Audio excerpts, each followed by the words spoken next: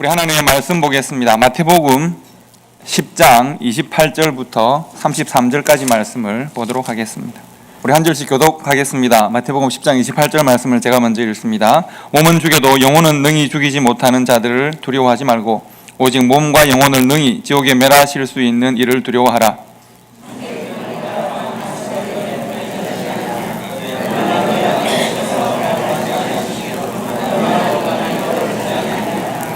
너희에게는 머리털까지 다 재신 바 되었나니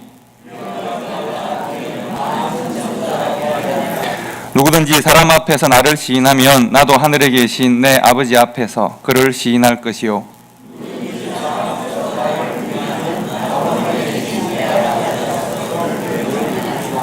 아멘. 최근에 그 언론 보도를 보시면 한국이나 미국이나 아주 자주 인용되는 문구가 하나 있습니다. 혹시 오늘 설교 제목을 보시고 눈치를 채셨을 수도 있습니다. 최근에 북미 회담이 있고 또 뭐 합의문 이런 것이 발표가 되고, 그러나 큰 틀에서는 합의를 했지만 세부적인 것은 조율을 해야 된다, 뭐 이런 말들이 많이 나오죠.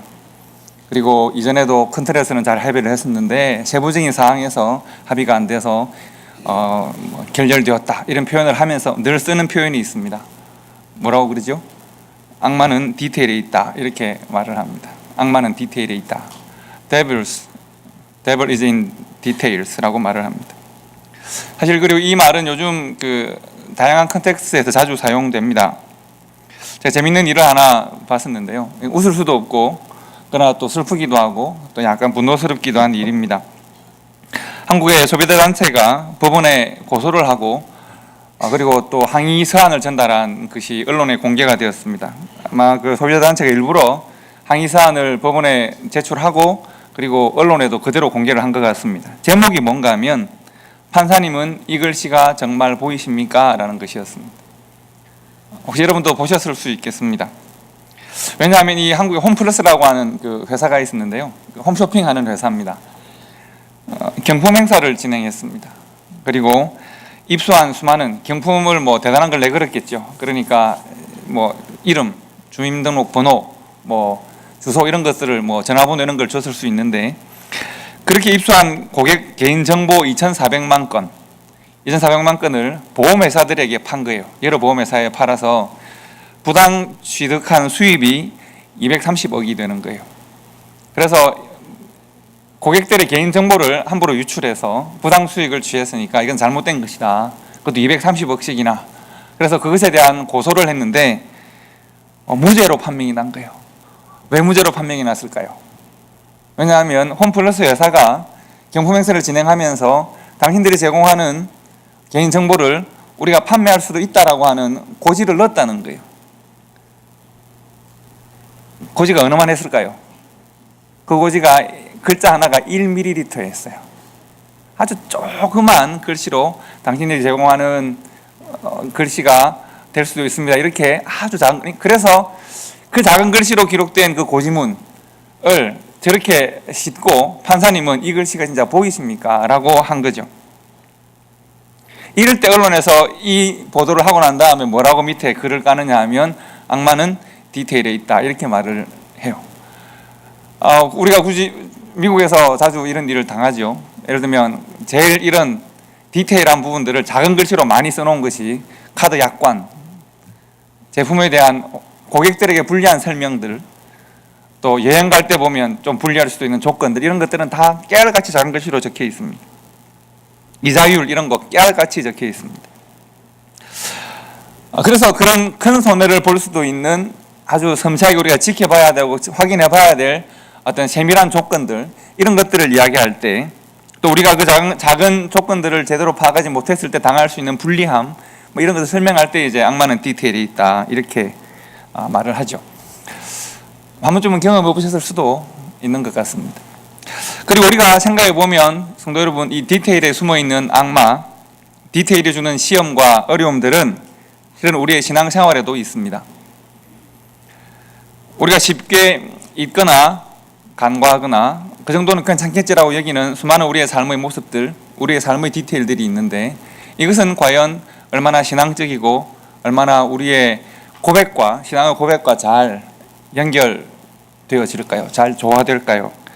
오늘 그래서 여러분들과 함께 우리의 삶이, 우리의 디테일한 삶이 하나님의 손에 있는지, 우리의 디테일한 삶이 사탄의 손에 있는지, 세상에게 넘어가 있는지를 우리가 함께 고민해 볼 수 있으면 좋겠습니다.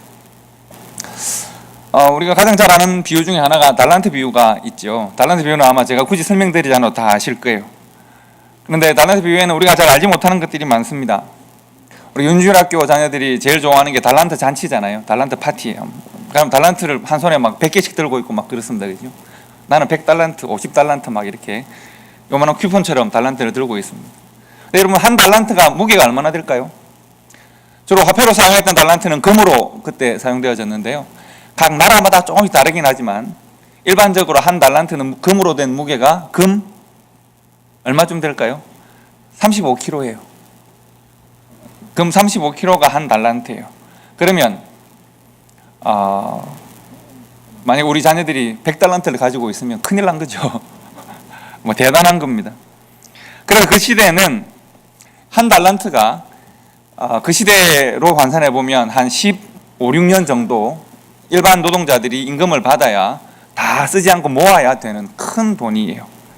그래서 그 시대는 우리가 배너라는 영화에 보면 그런 이야기가 나오는데, 당시에 쉽게 정복 전쟁이나 여러 가지 상황에서 노예가 될 때가 많고 종이 되는 일들이 많았기 때문에 아주 귀족이었다가 왕족이었다가 또 노예가 되기도 하잖아요. 그런데 내가 종으로 삼아서 보니까 똑똑하고 충성되고 쓸만하다는 판단이 들면 양자로 입양을 하기도 하거든요. 배너 이야기는 그런 이야기죠. 그런 것처럼 당시 흔한 일들이 뭔가 하면 주인이 정말 종들 중에서 우리가 지금 생각하는 노예처럼 함부로 부리는 종들이 아니라 이제 집에서 쓰는 집사처럼 충성되고 일을 할 만한 사람들에게 그 사람들의 신분을 상승시켜 주거나 혹은 그 사람들에게 이렇게 재산을 맡기는 일들은 드문 일이 아니었다는 것이죠. 그래서 예수님께서 이제 한 주인이 먼 나라로 여행을 가면서 새 종들에게 이런 것을 맡겼다라고 하는 것은 그 시대에는 그렇게 드물지 않은 일이었습니다. 그리고 5달란트, 2달란트, 1달란트를 맡겼다라고 하는 것은 아주 큰 것을 맡겼다는 것을 말합니다. 우리가 1달란트를 가지고 1달란트를 이렇게 생각하기 쉽지만 1달란트만 해도 얼마씩이라고요? 금으로 35kg나 되는 큰 재산이었습니다. 여러분, 달란트 비율 잘 아시니까 5달란트, 2달란트 받은 종들은 칭찬을 받았습니다. 그들이 장사를 해서 배를 남겼다고 했습니다. 그런데 1달란트 받은 사람의 결과는 어떻게 되죠? 책망을 받고 쫓겨납니다. 슬피 울며 이를 갈미 있으리라, 이렇게 되어 있습니다. 우리가 이 달란트 비율을 그저 지나갈 수 없는 그런 이야기가 있었네. 이야기 중에 하나로 지나갈 수 없는 이유는 뭡니까? 달란트 비유가 우리들과 관련되어 있습니다. 천국에 관한 이야기입니다. 달란트 비유는 천국에 대한 우리의 천국에 우리가 어떻게 합당한 사람인지를 우리 스스로 한번 재볼 수 있는 그런 이야기이기 때문에 달란트 비유는 굉장히 중요합니다. 우리가 만약 1달란트 받은 사람처럼 문 밖에 쫓겨나서 슬피 울며 이를 갈미 있는 그런 사람이 되면 안 되니까요. 그렇게 될 수는 없으니까 우리는 1달란트 받은 사람이 가진 문제가 과연 무엇이었는지를 한번 좀 고민해 봐야 합니다. 아니죠, 심각하게 고민해 봐야 합니다. 자, 이 1달란트 받은 사람은 주인에게 이렇게 말을 합니다. 주인이시여, 당신은 굳은 사람이라 심지 않은 데서 거두고 해치지 않은 데서 모으는 줄을 내가 알았습니다. 그래서 내가 두려워했습니다. 그래서 당신의 달란트를 땅에 감추어 묻어두었는데 이제 그대로 가지고 왔습니다. 이렇게 말을 합니다. 이 종의 말에는 두 가지가 포함되어 있습니다. 하나는 주인이 어떤 사람인지가 표현되어 있습니다. 주인은 능력이 많은 사람입니다. 어떤 능력으로 많은 사람입니까? 이 사람은 주인은 아마도 재산에 대해서는 탁월한 능력이 있는 것 같습니다. 왜 그럴까요? 씨를 뿌리지도 않았는데 추수를 하는 사람이라는 거예요. 뿌리지 않은 데서 거두고 해치지 않은, 즉 내가 돈을 빌려주거나 나눠주지 않았는데도 모을 수 있는 사람이에요. 그러니까 재물에 대해서는 탁월한 능력을 가지고 있는 재물 전지전능하신 분입니다 라고 하는 고백을 주인에게 한 거죠. 그러니까 주인이 누군지를 안단 말입니까? 모른단 말입니까? 잘 알죠. 종은 주인이 누군지를 잘 알고 주인을 믿고 있습니다. 그리고 두 번째는 뭘 말하느냐 하면 그러므로 내가 어떻게 했습니다를 말합니다. 자, 주인 당신은 뿌리지 않은 데서, 심지 않은 데서 거두고 해치지 않은 데서 모을 줄 아는 대단한 능력의 사람이십니다. 그러므로 나는 이렇게 했습니다. 당신이 준 달란트를 땅에 묻어두고 그대로 당신에게 드립니다. 자, 이 사람이 굳이 영원한 환불을 받아야 될 이유는 과연 무엇입니까? 여러분은 이 한 달란트 받은 사람을 이렇게 엄중하게 처벌한다라고 말씀하시는 예수님의 의도가 뭐라고 생각하십니까? 당시 예수님을 찾아와서 논쟁했던 수많은 바리새인들이 있습니다. 그들은 아주 치열하게 예수님과 논쟁합니다. 근데 그들은 모두가 자신은 하나님을 잘 알고 잘 믿고 있다고 말합니다. 누가복음 15장에 보면 이제 우리가 잘 아는 선한 사마리아인 비유가 나오는데요. 예수님께 이 질문을 했던 바리새인들은 심지어 자신들이 하나님을 잘 믿는다고 생각했을 뿐만 아니라 자신들이 율법을 잘 안다고 생각하고 율법을 이해한다고 생각하고 율법의 핵심이 무엇인지도 잘 압니다. 하나님을 사랑하고 이웃을 사랑한 것이다라고 말을 합니다. 그리고 우리는 그것을 잘 한다라고 말을 합니다. 나는 하나님을 잘 압니다. 하나님을 잘 믿습니다. 나는 하나님께서 우리들에게 명령하신 게 뭔지 잘 압니다. 나는 그대로 잘 살고 있습니다라고 주장하고 있는 바리새인들에게 예수님은 이야기 하나를 들려주십니다. 그 이야기가 바로 선한 사마리아인 비유입니다. 그리고 예수님은 그들의 생각을 뒤집어 엎는 새로운 질문을 던지십니다. 너희들이 하나님을 사랑한다고 하고 이웃을 사랑한다고 말을 하는데, 그런데 정작 지금 우리 시대에 강도 만난 자로 살아가는 수많은 사람들, 이 민중들이 너희들을 이웃으로 생각할까? 그것을 물었습니다. 너희들은 이웃을 사랑한다고 생각하는데 과연 이 시대에 살아가는 수많은 강도 만난 사람들이, 피 흘리고 있는 사람들이 너희들을 이웃으로 생각할까? 예수님께서 뭐라고 물으시느냐 하면 누가 강도 만난 자의 이웃이냐를 물으셨습니다. 즉 너희들의 이웃이 누구냐를 물으신 것이 아니라, 너희들은 누구를 사랑하냐를 물으신 것이 아니라 그들이 과연 너희를 이웃으로 생각할 것인지를 물었습니다. 자신들이 하나님을 잘 믿고 있다고 생각했던 사람들, 율법을 따라 하나님을 사랑하고 이웃을 사랑한다고 생각했던 사람들, 그 사람들에게 예수님이 들려주신 이야기는 그들에게 확신을 부정합니다. 그들의 확신과 예수님의 이야기는 충돌합니다. 당시 민중들의 구체적인 삶 속에서 그들이 믿는 그 하나님이 허락하신 사랑을 이웃들에게 섬기는 일에 실패했습니다. 그래서 이 비유에서는 그들이 던진 질문이 어떻게 하면 영생을 얻을 수 있습니까? 였기 때문에 이 비유에서는 영생을 얻는 사람은 제사장이나 레위인들처럼 혹은 질문하는 그 바리새인들처럼 믿는다고 생각하고 자기 확신을 하는 사람이 아니라 자비를 베푼 사람, 즉 그들의 믿음이 삶으로 실현되어진 사람을 영생 얻는 사람이라고 주님께서 말씀하시는 겁니다. 예수님께서 그들에게 말씀하십니다. 너희들이 믿음을 선물로 받았는데 그 믿음으로 살지 않는다면, 너희들의 믿음이, 너희들의 확신, 너희들의 생각이 삶으로 표현되지 않는다면 바로 너희들이 회칠한 무덤이 되고 너희들이 거짓된 선생이 되고 사람들을 맷돌에 묶어서 바위에 던지는 그런 사람이 되지 않겠느냐.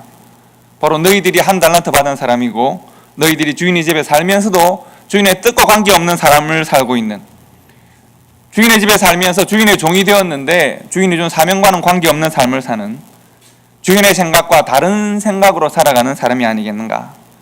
문 밖에 있어야 하지 않겠는가. 영생은 너희들의 것이 아니다. 이렇게 말씀합니다. 주인이 종에게 하는 말이 있습니다. 그 주인이 대답하여 이르되 악하고 게으른 종아, 네가 만약 나는 심지 않은 데서도 거두고 해치지 않은 데서도 모으는 줄을 네가 알았더냐. 즉 네가 나를 알고 나를 믿는다고 생각하느냐. 그렇다면 네가 마땅히 내 뜻이 뭔지 알아야 될 것이 아니냐. 마땅히 내 돈을 추리하는 자들에게 맡겼다가 내가 돌아와서 내 원금과 이자를 받게 하였을 것이니라 하고 라고 되어 있습니다. 저는 사실 어릴 때부터 이 비유를 읽으면서 잘 이해가 안 되는 부분이 바로 이 부분이었습니다. 바로 이 부분, 원금과 이자가 참 이해가 안 됐습니다. 하나님이 참 욕심도 많으시네 라고 생각을 했었습니다. 원금과 이자?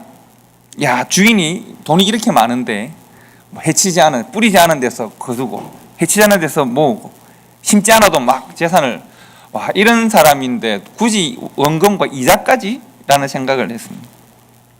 이 달란트 비유에서 주인은 꽤 구체적입니다. 꽤 섬세합니다. 여러분, 그리고 하나님도 그렇습니다.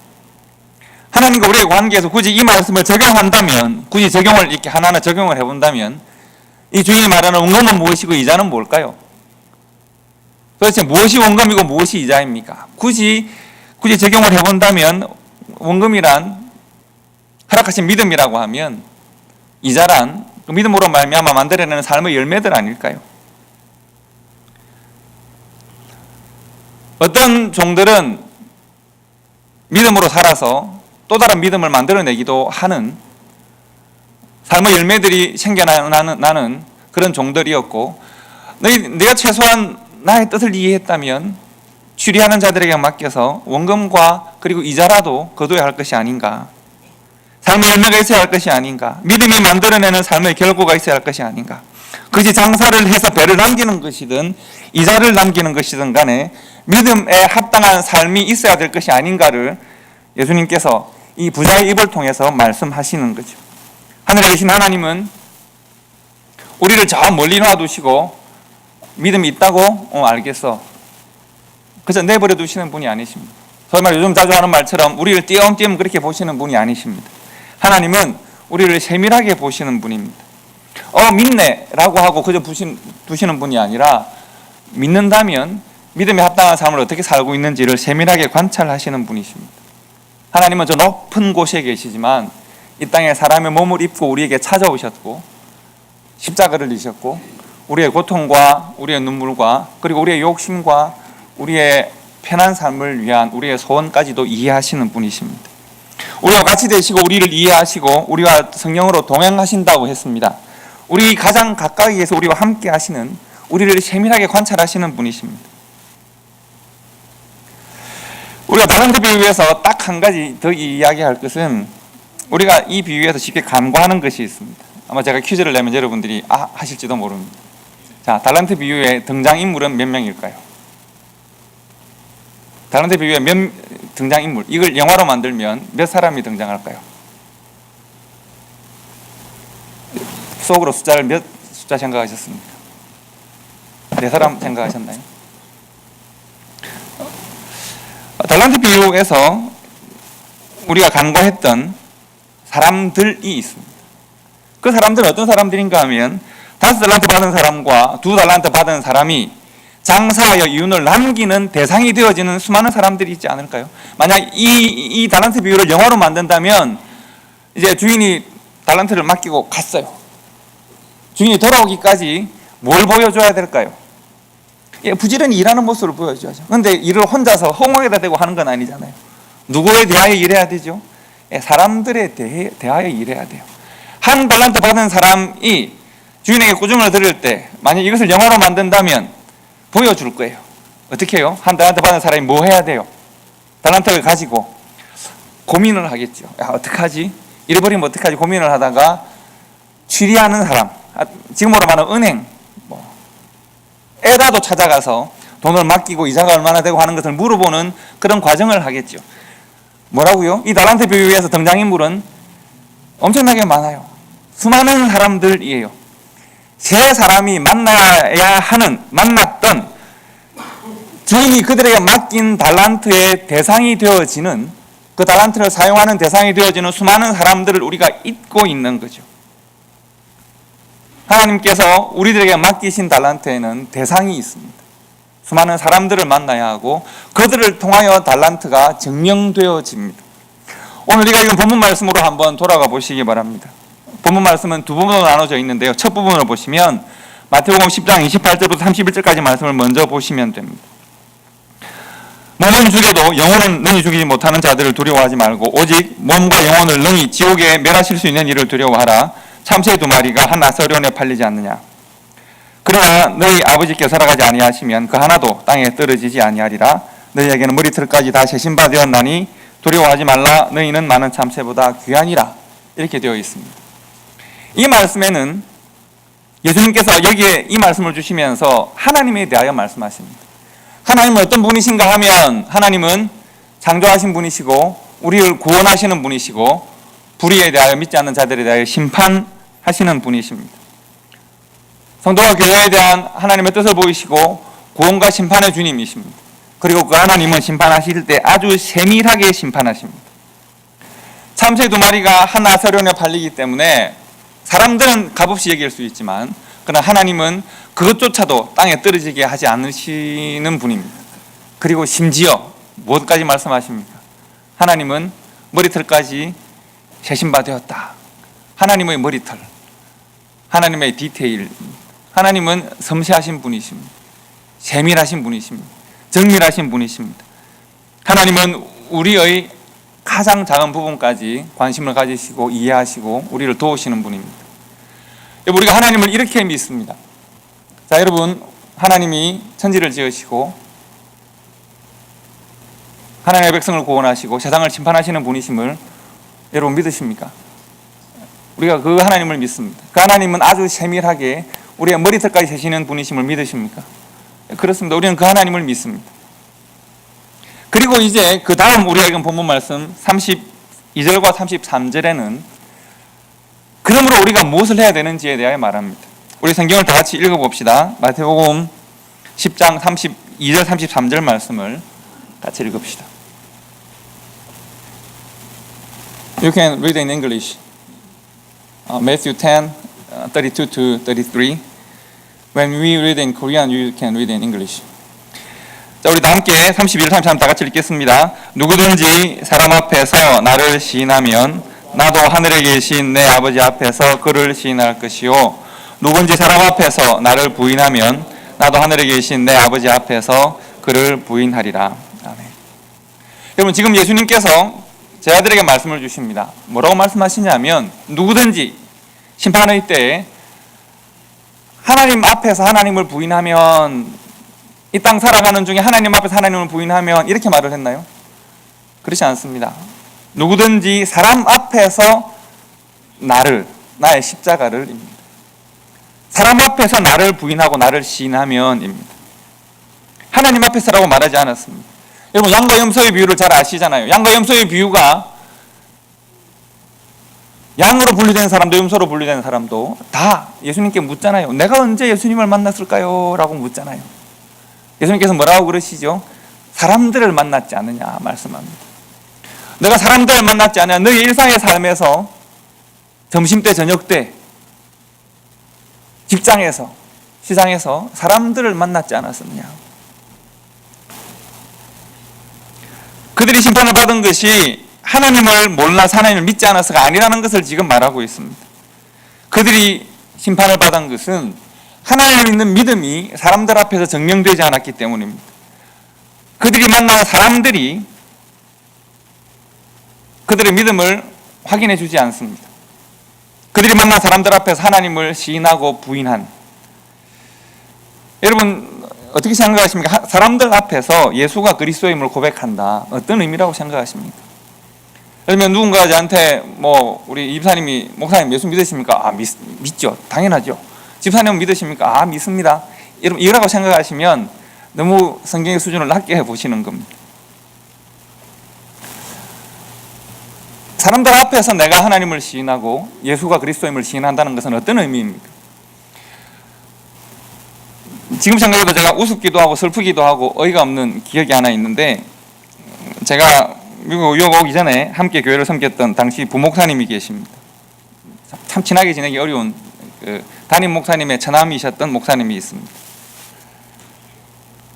교회 여러 가지 상황도 있고 그분 나이도 있고 해서 이제 노예와 함께 교회가 이제 그 목사님의 교회를 개척하기로 결정을 했습니다. 그래서 가까운 한 30분 걸리는 또 작은 소도시에 교회를 개척하기로 하고 그교회당을 구입하고 교회들 집기를 다 구입하고 다음 주에 이제 개척 예배를, 슬림 예배를 드리면 되는 상황이었습니다. 근데 사모님이 사라졌습니다. 사모님이 딱 사라졌습니다. 편지를 한 통 남기고 사라졌습니다. 우리 남편은 목회를 하면 안 된다고 생각합니다 하고는 이렇게 미국으로 그분이 도망을 갔습니다. 뭐라고 딱히 평가하기 어려운 일이긴 한데 적어도 그런 생각을 합니다. 만약 내가 만나고 있는 사람들이, 내 삶을 가까이 지켜보고 있는 사람들이 당신은 이 예수를 믿는 것은 내가 알고 있긴 한데 당신하고 같이 지내보니까 난 잘 모르겠어. 잘 모르겠는데 예수 믿는 사람이 뭐 이래? 라고 만약 말을 한다면 우리는 하나님 앞에서, 우리는 사람 앞에서 예수를 시인한 것은 아닙니다. 예수님께서 제자들에게 말씀하시죠. 사람들 앞에서 나를 시인했는가 부인했는가. 우리의 삶의 손끝과 발끝과 우리의 혀끝에서, 우리의 삶의 관계의 끝에서 내가 과연 예수를 그리스도로, 예수 그리스도의 십자가를 내가 시인하는가. 악마는 디테일에 있다는 말은 원래 이 문장이 원래 아니었습니다. 원래 프랑스의 작가 기스타브 블로베르라고 하는 사람이 작가인데 글을 잘 쓰는 것을 가르치면서 글을 잘 쓰려고 하면, 글을 아주 특별하게 잘 쓰고 싶으면 정말 좋은 명문과 평문, 그냥 일반적인 문장의 차이가 뭔지 아느냐. 그 차이는 아주 디테일한 것에 있다. 형용사 하나를 어떻게, 의미 하나를 어떻게, 단어를 어떻게 선택하는, 즉 정말 명문과 그냥 사소한 정보를 전달하는, 문장을 읽을 때 마음에 감동이 오고 사람을 바꾸는 그런 문장과 정보를 전달하는 문장의 차이는 사소함에 있다 라고 말을 했습니다. 그래서 그 사람이 뭐라고 말을 했느냐 하면 God is in details 라고 말을 했습니다. 그래서 하나님이, 신은 디테일에 있다. 그리고 이 말에 영감을 받아서 어느 한 건축가가, 프랑스의 아주 현대 건축의 최고의 건축가로 인정을 받는, 이름이 좀 어려운데 루트비히 미스 반 데어 로에라고 하는 사람이 있습니다. 이 사람이 이 말을 늘 하고 다녔습니다. 좋은 건축물, 단순히 집을 지어서 사람이 들어가 사는 그런 건축물이 아니라 건축물이 예술이 되려면, 정말 좋은 건축을 하려면 섬세해야 한다. 볼트 하나, 너트 하나까지도 생각을 해야 하고, 집 끝에, 기둥 끝에 무엇이 달리는지를 고민하는, 마지막 마감까지도 고민하는, 그래서 이 사람이 늘 했던 말이 신은 디테일에 있다. 디테일한 부분까지 완성해야 좋은 건축물이 된다.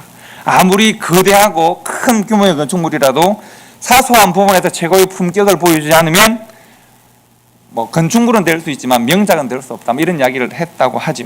그래서 신은 디테일에 있다는 말이 원래 말이었습니다. 자, 그런데 여러분, 우리의 삶을 한번 되돌아보십시오. 나의 삶을 되돌아보십시오.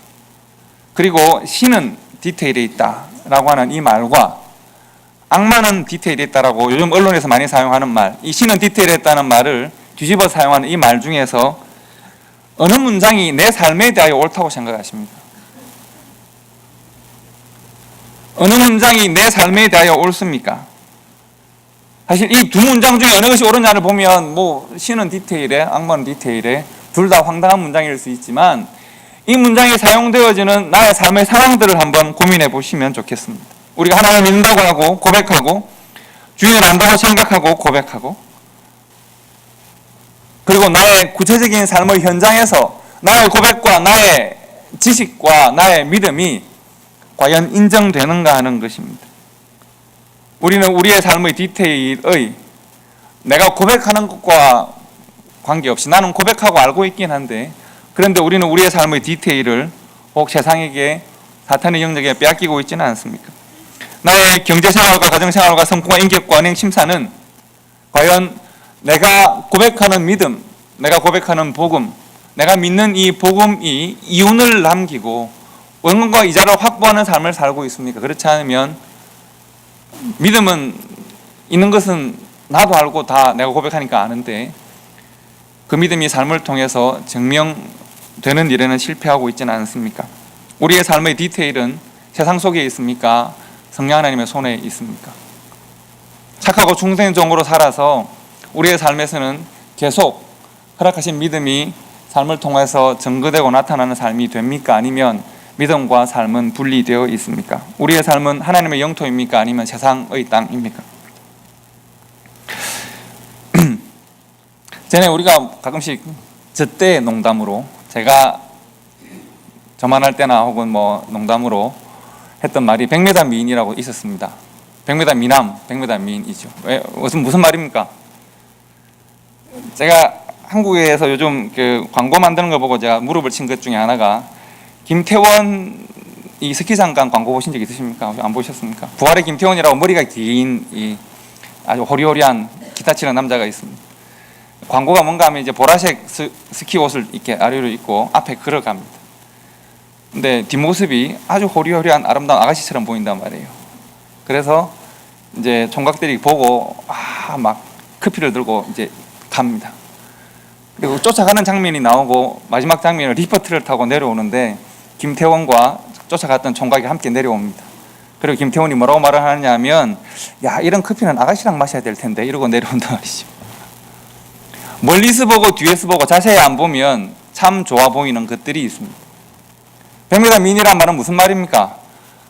멀리서 보니까 괜찮아서 가까이 가서 보니까 막 이런 생각이 드는, 멀리서 보면 미남인데 알고 보니 안 그럴 수도 있는, 대충 봐야 좀 좋은데 자세히 보면, 가까이 보면, 멀리 대충 보니까 뭐 성도인 것 같고 좋은 교회인 것 같은데 그 성도의 일터에 가보고 가정에 가보고 사람들을 대하는 것을 보고 재정을 사용하는 것을 보고 그 사람의 문화와 그 사람의 소원을 보니까, 평소에 은행 심사를 보니까 당신과 나는 100m 좀 서로 떨어져 있어야 내가 시험에 들지 않겠습니다 라고 말을 우리가 듣는다면 한다면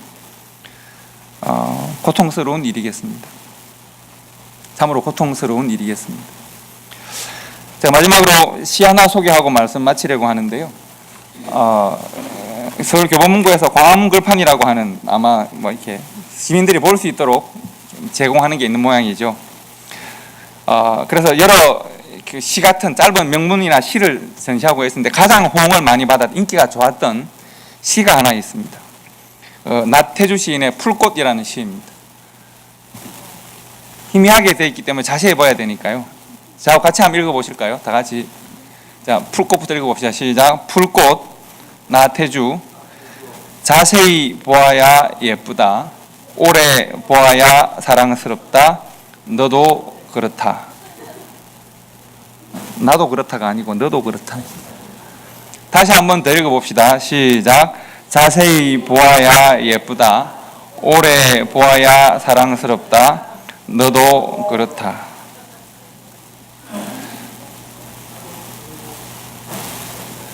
우리 한 번만 더 읽어봅시다. 외우실 수도 있겠죠. 다 같이 읽어봅시다. 시작. 자세히 보아야 예쁘다. 오래 보아야 사랑스럽다. 너도 그렇다.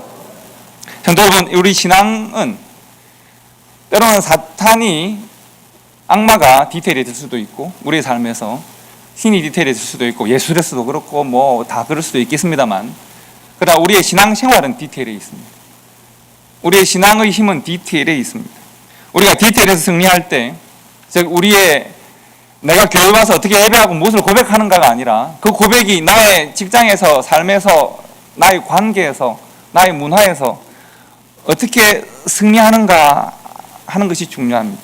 우리가 디테일에 승리할 때 악마는 디테일에 있다가 아니라 하나님이 우리의 일상에 있다, 하나님이 심지어 나의 머리털에도 있다 라고 고백을 할 수 있겠습니다. 하나님이 나와 날마다 함께 하신다고 말할 수 있겠습니다. 그래서 저는 조금 전에 읽은 이 시를 조금 다르게 읽을 수 있으면 좋겠습니다. 시를 약간 뒤틀어서 읽었으면 좋겠습니다. 우리가 지금 제가 여러분에게 소개하는 이글처럼 서로 고백할 수 있기를 바라고, 주님께서 우리를 이렇게 불러주시면 좋겠습니다. 제가 또 다른 패러디 글을 하나 같이 읽고 말씀 마치려고 하는데요. 다 같이 읽어봅시다. 시작. 자세히 보니까 성도입니다. 오래 보니까 더 사랑스러운 성도입니다. 당신이 그렇습니다. 이것도 한번 더 읽어봅시다. 시작. 자세히 보니까 성도입니다. 오래 보니까 더 사랑스러운 성도입니다. 당신이 그렇습니다. 그럼 우리가 함께 신앙생활을 하고 더 가까이 서로를 섬기고 만나고 우리의 구체적인 삶의 과정을 통해서 우리가 서로에 대해서 하나님을 서로 시인하고 하나님을 고백하고 예수가 그리스도임을, 십자가가 나의 길임을 고백할 수 있는 그런 교회와 성도가 되시기를 주님의 이름으로 축복합니다. 기도하겠습니다.